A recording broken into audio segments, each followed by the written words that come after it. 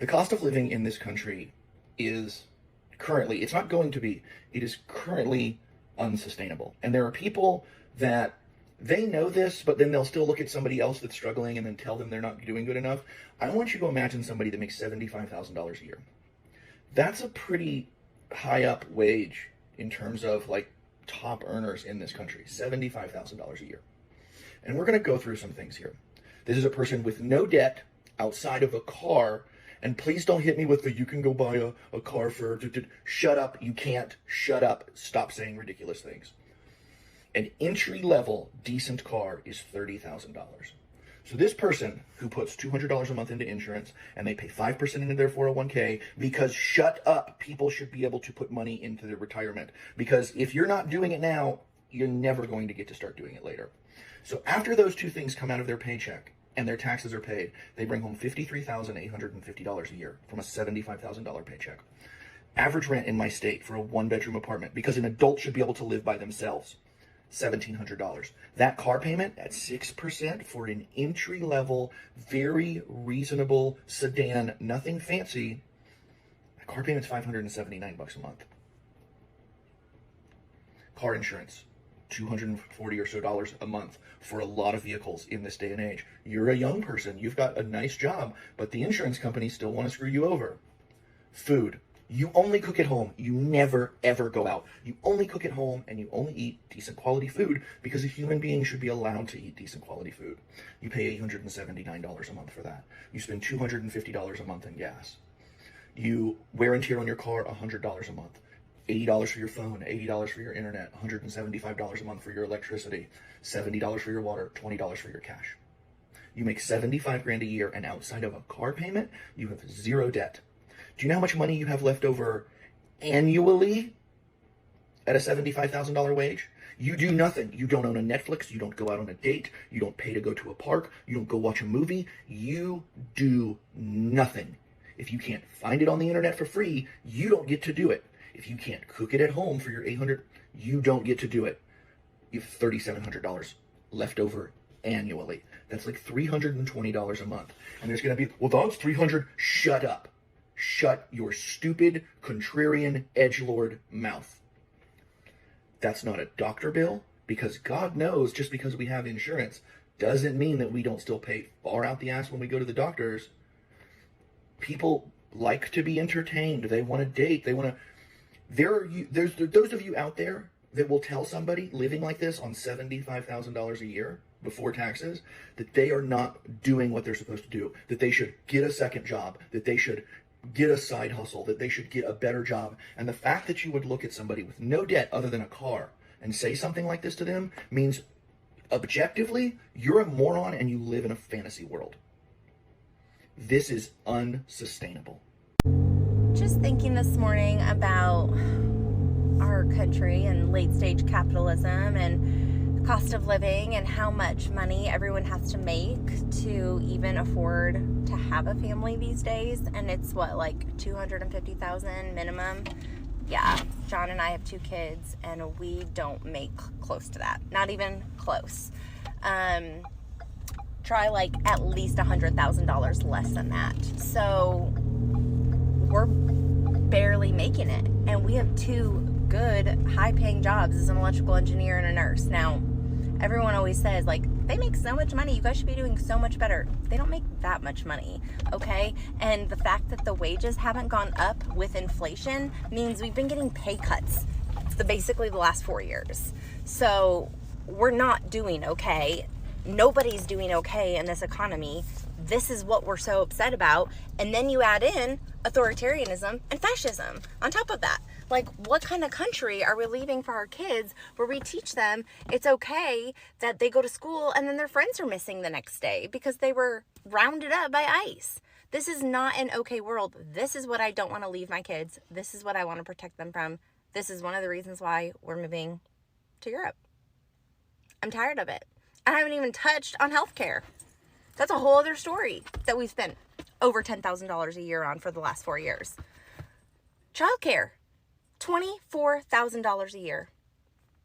Just so that I can go to work and not spend time with my kids. It's fucking insane. how does anybody live in this world? Like, how does anybody make that $250,000 every single year to just like be okay? I don't know anyone else except for like doctors who are doing fine. What are we going towards? What is the end goal here? Like, is anybody else as upset as I am seeing everything that's going on? I mean, I'm just ranting this morning. Sometimes I'm just getting in my thoughts and my feels, and I can't believe that this is the reality that we're living in right now. Guys, y'all ain't gonna believe this freaking crap. Me and my husband just left the grocery store, walked there with not even 4 bags, and paid over almost $300 and something. Everything has just went up double. Like, what the heck, man? This is getting crazy. We can't even afford groceries anymore. My husband brings home not even $500 a week. And we can't afford this freaking crap. And we went to fill out for freaking food stamps to get help. They denied us. They said he made too much. Off of not even $500 a week. That's crazy. That's ridiculous. We can't even get help. But that's not the point. My husband, he works. And I can't work. This is getting out of control. $700. $700.05. That is what I just spent at Walmart to buy groceries for my home, to buy our essentials. Like, I didn't buy anything wild and crazy and extra. The only thing that I would say that I bought that was extra was I bought a couple of those cheap t-shirts that are like the $5 t-shirts in the kids section because my daughter loves them. Or 2 of my daughters love them. And then I bought a pair of $7 black shorts for my daughter because she needed some. So that wasn't even extra because she needed some. And I bought me a pair of shorts. $700. I can't afford this. Like, I'm a teacher, and my husband also works for my school district. And the cost of living has gone up so freaking much, but we're not raising teacher salaries. We're not raising them. We're not making them match what is happening right now and how much everything has just skyrocketed. Like, it's getting to the point to where we have to choose, are we paying this bill or are we feeding my kids? And I will choose to feed my kids every freaking time. I don't care. I just can't. I don't care anymore. But now it's going to get to the point to where it's like, okay, we don't have a vehicle. I guess we're walking everywhere. And I get so mad when I get people on here that is like, well, get another job. I do. I have another job. I have 2 other jobs. I am a photographer, which is really not getting any business because nobody can freaking afford it. It doesn't matter if I change my prices or not. And I also do Spark delivery on the side as much as I possibly can, which makes me then gone from my family all day long and not making enough to still make ends meet. My husband is doing other side jobs. Like, we can't afford this anymore. And I'm so tired of, it's not like, I don't even know how to say it anymore because I'm tired of beating around the bush on like the politics about it. I don't care anymore about all this extra stuff. Like, you know, I just want to be able to afford to feed my family. 2 years ago, this would have cost $350 and that still made me want to choke. $700.05 is how much I spent at Walmart today to try to feed my family, hopefully for the next few weeks. Our politicians need to do better because the average American family cannot afford this anymore, and our children are going to suffer. And I just can't. Okay, I just got done with Walmart. If you saw my video just a little bit ago about how much I spent for just 29 items, I had to use my credit card because I couldn't afford it. I'm a single mom. Come on, people. Trump, everybody, lower the grocery bills. We gotta eat. We gotta feed our kids. Come on, really take this seriously. Trump, the administration, anybody listening, please lower the grocery bills. We can hardly afford this stuff anymore. Thank you and bye. This is my rant for the day of Saturday. Bye, guys. We're here in Florida on vacation. We just got back from Publix. We were like blown away by the prices at Publix. I don't know where other people are shopping at, but we thought the prices were so high compared to where we're from. Like the prices of a Starbucks instant coffee, like a little tiny thing was $13. On my last video that I did about grocery shopping, everyone said to go to Publix because it was more affordable. I don't know. I'm like, wow, we were like blown away. So we spent almost $300 for 4 or 5 days in Florida. We did get some nicer beer, obviously wine, some nice seafood to cook out tonight. But besides that, I mean, just in general, the prices were expensive. We're like, oh my gosh, how are people like feeding more than 1 or 2 kids here. I have to mention the pepper.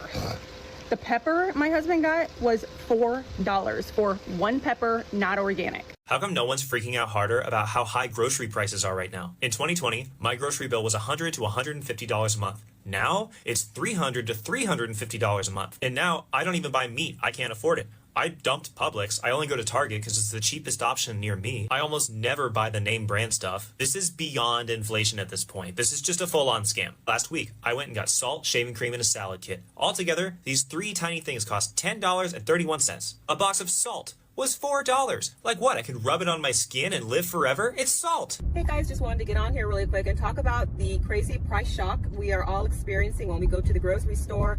Right now, specifically Walmart, you know, the low price leader of the country, they're not the low price leader anymore. I mean, I don't think so anyway. So the prices are really going up. Everybody is reporting about it. And you're seeing it across the board. It's not just food, it's pretty much everything. I know a lot of people have already decided not to go to Walmart and boycott it. But for those of us that have still been shopping there, we're, you know, seeing the price increases. And you're seeing it across the board. You know, this is not just Walmart. This is happening everywhere. It's happening at all stores around. And right now, there's not much you can do about it. What I would suggest is don't assume that one store is going to have the lowest prices because you don't know anymore. Things are changing dramatically.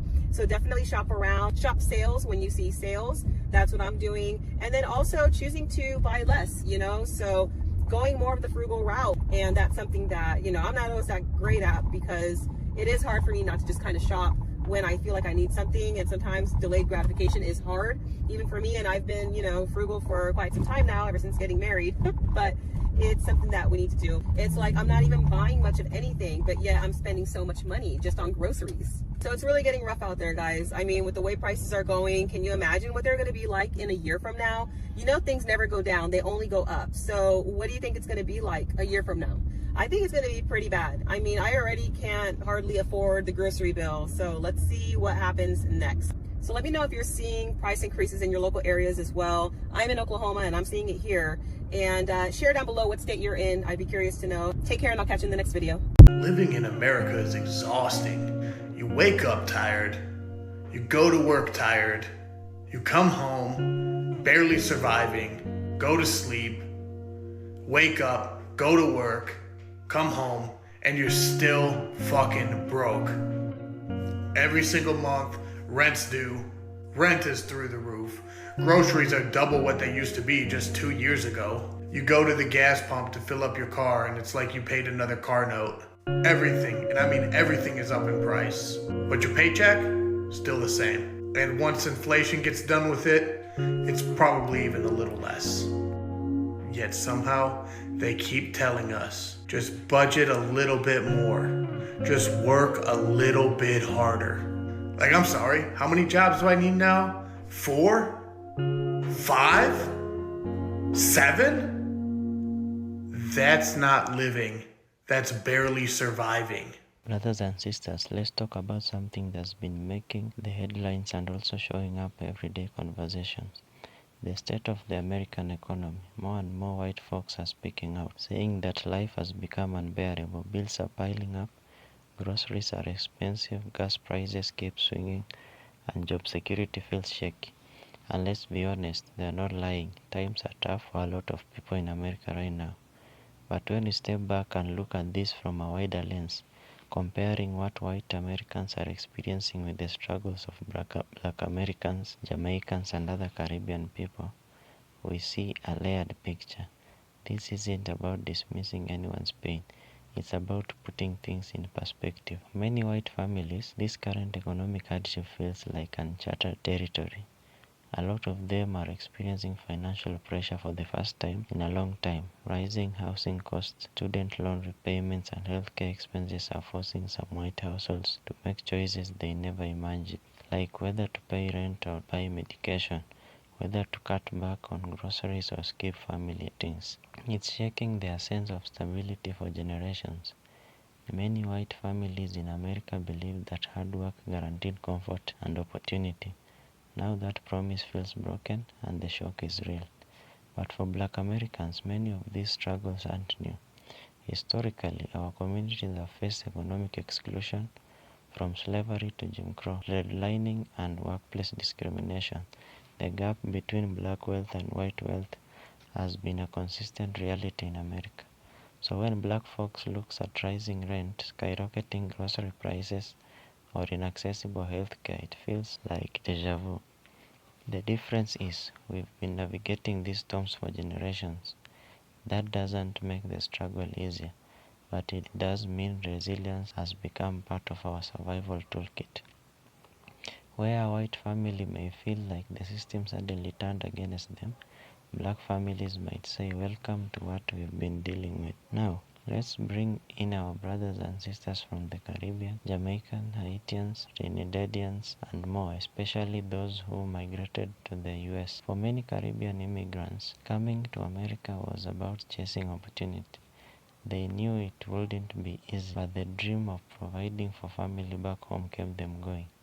Caribbean households often face double responsibility, surviving the American economy while sending remittances back home. Inflation here doesn't just affect life in New York, Miami, or Boston. It ripples back to Kingston, Port of Spain, or Port-au-Prince. So while white Americans may be shocked at today's hardships, Jamaicans and other Caribbean migrants and Africans endure even more pressure, carrying two worlds on their shoulders. Here's the important part. Economic pain doesn't care about race. High prices, layoffs, or medical bills, they hurt everyone. Whether you're a white farmer in Nebraska, a black mother in Atlanta, or a Jamaican taxi driver hustling in Brooklyn, these struggles hit home. But what makes the difference is history and preparation. Some communities are facing this hardship for the first time, others have built generations of resilience.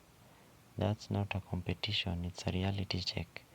If we step back and study economics, we see that crises often expose inequality. For example, the wealth gap in America shows that black households have about 1/10 of the wealth of white households on average. Caribbean migrants, who meanwhile often start from scratch when they arrive.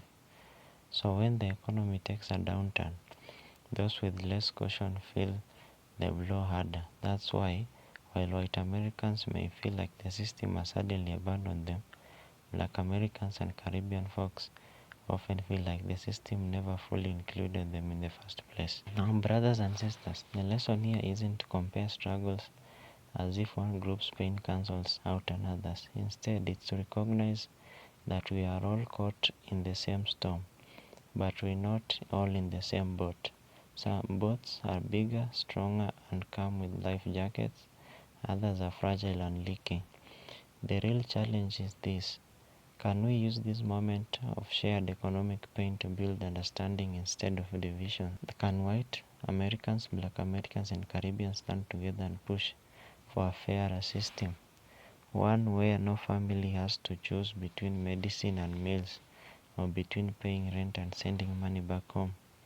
Because at the end of the day, hardship doesn't discriminate, and neither should empathy. Thanks for watching, and kindly subscribe, comment, like, and share this video. See you in the next episode. Goodbye.